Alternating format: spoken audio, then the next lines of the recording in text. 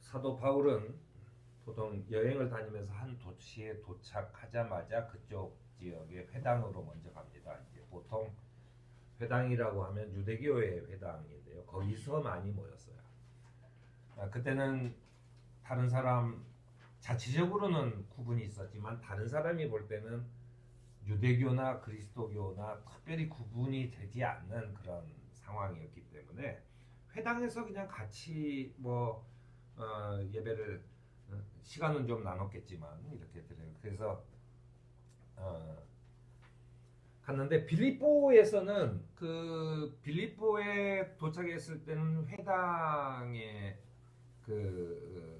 들어가지 못해요. 왜냐하면 빌립보는 로마가 굉장히 사랑하는 도시였습니다. 로마가 사랑하는 도시여서 거기가 아주 신성한 도시다라고 해서 로마 왕의 신전 외에는 아무것도 들어오지 못한 굉장히 특이한 일이죠. 로마라고 하는 사회는 제가 이제 앞으로 처음 교회 이야기를 계속하고 있는데 보통 로마의 당시에는 누구나 어떤 신이든 다 믿는 것이에요. 그것이 다 허용이 됐고 그래야만 굉장히 도덕적으로 윤리적으로 또는 사회적으로 굉장히 좋은 사람으로 합니다. 근데 빌립보만큼은 로마의 신전 외에는 그 누구도 이 도시 안에 들어올 수 없는 곳입니다. 그러니까 성문 밖에 이제 강가에서 바울이 여기는 예배드리는 곳이 어딘가 하고 찾아다니는 거죠. 그래서 이제 빌립보에서는 특히나 바울은 좀 처신에 조심을 해요. 그런데 이제 거기에 귀신 들려 점치는 여자를 한 사람 만났는데 이 여자가 계속 바울을 따라오면서 이 사람은 지극히 높으신 하느님의 종인데 여러분에게 구원의 길을 전하고 있다 하고 외치면서 계속 따라다녀요. 이게 이제 다른 데 같으면 바울의 나쁘게 말하면 성질 같으면은 바로 그 자리에서 귀신아 물러가라 해가지고 고쳤을 텐데 아무 말도 안 하고 그냥 갑니다. 근데 이 여자가 며칠을 두고 따라다녀요. 바울도 며칠을 참아요. 그러다가 이제 안 되겠으니까는 여러 날을 두고 참아왔는데도 안 되겠으니까 이제 귀신을 쫓아내면서 문제가 생깁니다. 왜냐하면 이 여자가 귀신 들려서 점을 치고 있어서 수많은 점쟁이들이 그 여자를 통해서 돈을 벌고 있었는데 이 여자에게서 귀신이 나가면서 소위 말해 점을 더 이상 치지 못하는 상황이 됩니다. 결국 어찌 됐거나 치안 당국에 고발하면서 이제 바울은 소요죄로 감옥에 들어가게 됩니다. 이제 감옥에 들어가게 된 것이죠. 바울이 감옥에 들어간 이유는 귀신 들린 여자, 우리로 따지면은 지금 약간 정신적으로 문제가 있는 여자를 고쳐줬다 해서 그게 죄가 되나? 라고 하는데 소유죄라고 하는 것의 구체적인 제목은 이 바울이 로마 시대의 삶의 근간을 흔들었기 때문이에요. 삶의 근간을 흔들었다는 얘기는 뭐냐면 그것은 로마의 사회가 가장 중요하게 얘기하는 권리가 있습니다. 우리나라는 헌법상 모든 권력은 국민으로부터 나온다 이런 선언들이 있잖아요.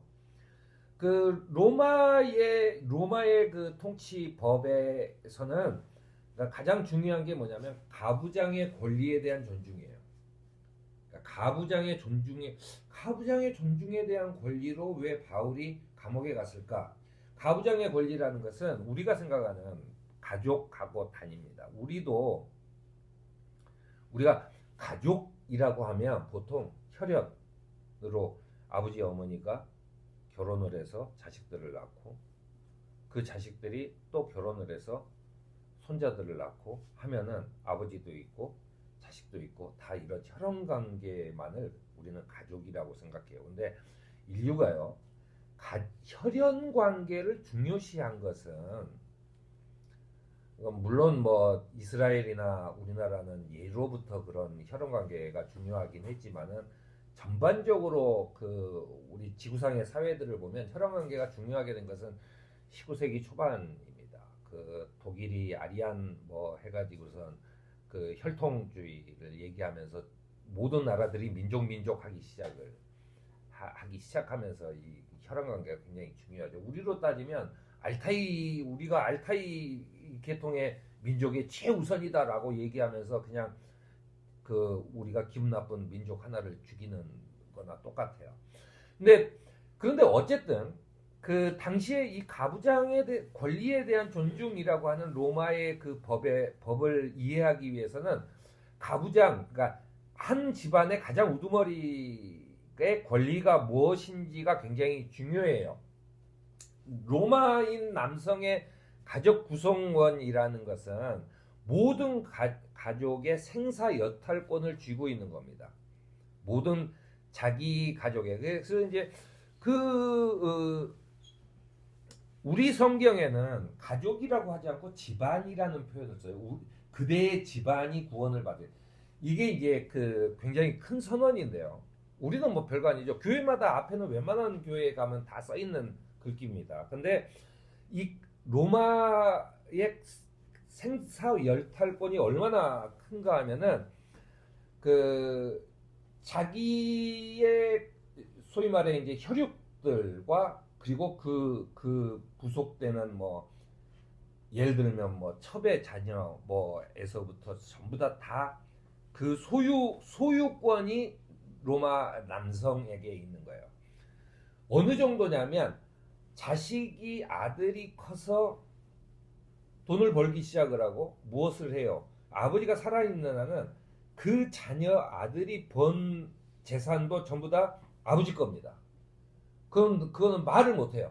내놔라 하면 다 내놔야 되는 거예요. 그만큼 강력해요. 그런데 거기에는 뭐에 들어가냐면 이 가부장의 소유권에는 노예들까지 다 들어가요. 그러니까 어떤 한 사람들이 이 미친 여자 어쨌든 뭐 귀신 들린 그래서 막 점을 치는 이 여자의 소유권이 그 사람들에게 있는 거예요. 그런데 이 소유물의 어떤 능력을 빼앗아 버렸어요. 이거 큰 범죄죠. 이건 큰 범죄입니다. 왜냐하면 그 사람의 재산상에 엄청나게 큰 걸 줬는데 그것이 그냥 그 집의 물건을 도둑질한 것보다도 가부장의 권리에 대한 존중을 하지 않은 죄는 굉장히 큰 거예요. 헌법상 로마 가장을 중심으로 한 가정은 경제 단위에 속해요. 이런 그 로마는 통치를 어떻게 했냐면 이런 가장들에게 절대적 권력을 주고 그 가장들을 잡아내는 방식으로 국가를 통치하고 있단 말이에요. 그러니까 너희들에게 권리를 준 만큼 너희는 황제에게 충성해라 라고 하는 거죠.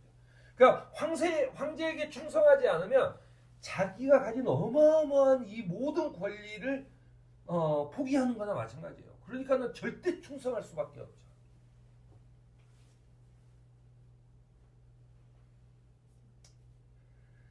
그래서 이 바울이 감옥에 들어가서 그 간수가 이제 예수를 믿으면서 하는 얘기예요.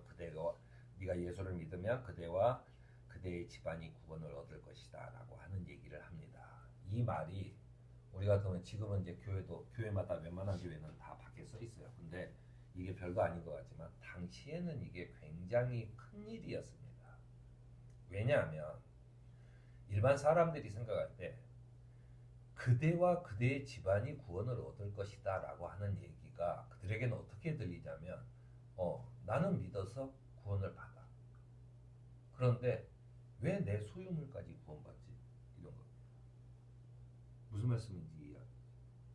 근데 왜 내 소유물까지 그 노예들 뭐 그냥 쓰고 버릴 수 있는 얼마든지 뭐 내가 조금 어려워지면 뭐 팔기도 하고 뭐 하는 내 소유물 자식이라도 뭐 혈연 관계가 그렇게 중요하지 않기 때문에 뭐 왕족이나 귀족 좀 돼야 혈연 관계가 중요하지. 그 밑에 있는 사람들이야 뭐 무슨 그 혈연 관계가 그렇게 중요하겠어요.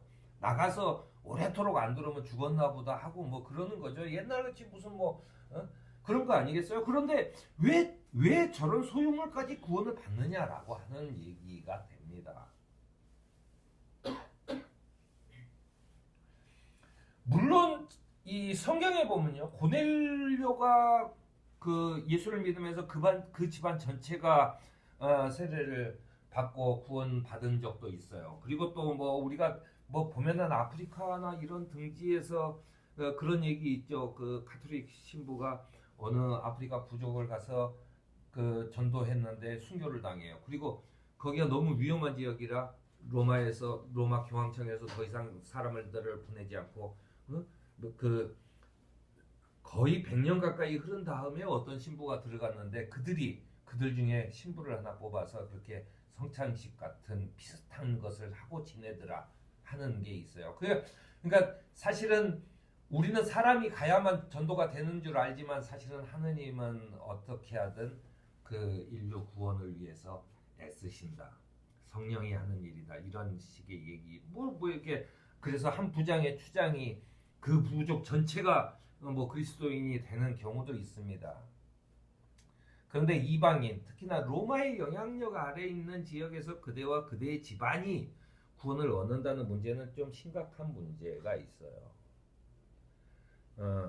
왜냐하면 굳이 이게 내가 예수를 믿을 필요가 있나라고 하는 거예요. 왜냐하면 이게 예수를 믿는 사람들 보니까 다 이게 같이 다 너도 요즘 말로 하면 너도 인권이 있고 나도 인권이 있고 뭐 이렇게 되는데 내가 권리를 왜 포기하겠어? 이거 참 엄청난 거예요. 내가 예수를 믿으면 내가 혼자 믿고 구원받는 거지 내 소유물까지 구원받는다고 하고 그리고 거기 예배대 가면 전부 다 형제 자매라고 얘기하고 형제님하고 자기 여자 노예한테도 자매님하고 너는 내 동생이야라고 얘기를 하는데 그게 어떻게 용납이 되겠어요? 용납이 되지 않는 거죠. 이렇게 예수 믿고 구원에 이른다는 것은 처음 교회 당시에는 굉장히 큰 갈등을 야기할 수 있는 교회 문제입니다. 제가 이제 앞으로 뭐 이렇게 계속 다룰 테지만 그리스도인들이 이제 이 핍박을 받기 시작하는 지금 현재는 별로 핍박을 받지 않아요. 왜 핍박을 받지 않냐면 첫 번째는 유대교의 한 분파인가라는 헷갈려요. 로마가 지금 헷갈릴 때입니다. 그러니까는 로마가 뭐 그리스도인들을 굳이 뭐 그거를 할 이유가 없어요. 초창기에도 그랬고 나중에도 아주 그 네로가 로마 시내에 불지르기 전까지는 별로 신경 쓰지 않아요. 그런데 좀 사람들이 이제 점점 걔네들은 모이면 뭐 전부 다 너나 나나 없이 다 친구야. 응? 그 주인이나 무슨 종이나 전부 다 같이 친구야. 이런 것이 좀 받아들이기가 힘든 게 있죠. 그런데 내가 예수 그리스도를 믿고 싶은데 믿으면 내 소유물하고 나하고 동급이 돼버리는 그런 상황이 발생하는 겁니다. 이게 그 그리스도교 선교운동이 그 가부장적인 사회에서 들어가기가 매우 힘든 첫 번째 이 벽에 둘러싸여요. 하지만 그 빌립보 로마가 가장 사랑하는 도시.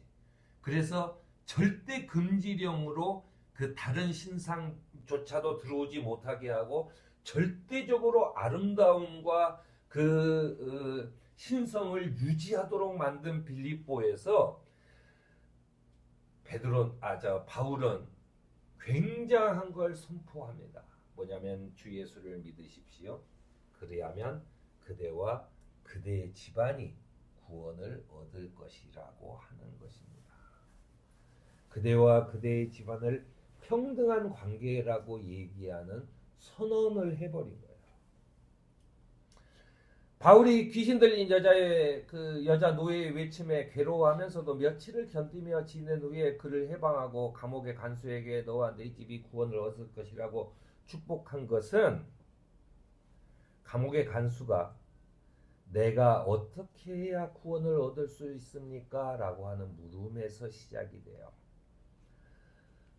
그 물음이 첫째입니다.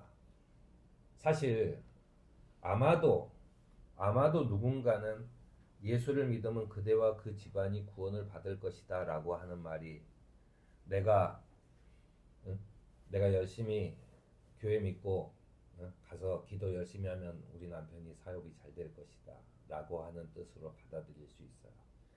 또 누구는 내가 열심히 공부하면 우리 자식이 취직도 잘 되고 학교도 잘 가고 뭐 그럴 것이다. 그대 집안까지니까 라고 생각할 수도 있을지 몰라요. 아마도 교회도 그런 어떤 의미들을 함축하면서 그 말을 교회 밖에다 걸어놨을지도 몰라요. 하지만 우리가 알아야 할 것은 이런 겁니다. 간수가 사도 바울에게 얘기했다. 내가 어떻게 해야 구원을 얻을 수 있습니까? 라고 하는 거죠. 거기에는 첫째, 구원이 뭐냐? 라고 하는 것을 포함한 겁니다. 구원이 뭔 줄 알아야 내가 구원을 얻는 거죠.